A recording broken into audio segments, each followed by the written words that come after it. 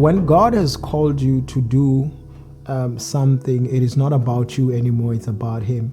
And whether you take heed and do as God has appointed you to do, it's not dependent on you. If anything, it is only a curse, and it brings difficulty in your life, and not only your life, because remember, it's not only Jonah that was faced with the storms, the raging storms of the sea, but it's those that were in the same boat as he was. Now, when you live in disobedience, you also affect people around you, because then your punishment becomes or overflows to people that were not part of the transition, number one. Number two, it is not only that they faced the storms, but also they had to lose their possessions in a way of in an effort to try and lighten the boat, and they lost their possessions. They're valuable. Disobedience has that effect. Disobedience, it makes people when you know that you are the one who is actually the cause of the problem, people will continue to lose until such time that you come out. Like when these men came down to the belly of the boat and asked, hey, why are you sleeping when you're supposed to be? Why don't you call out to your God as well, so that He can also help us?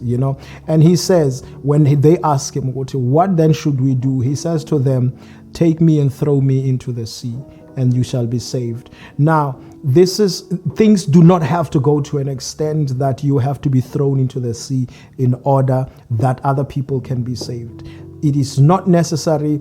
Obedience is the one thing that shortens the time between the turmoil and the storms and the losses of possession to the time of peace and quiet, to the time of fulfillment and living the promises God has given unto you. May God richly bless you, that may you find what God's call and purpose in your life is. And when you do find that, it doesn't matter who you are, because you see, God has a tendency to even use people that would be not expected.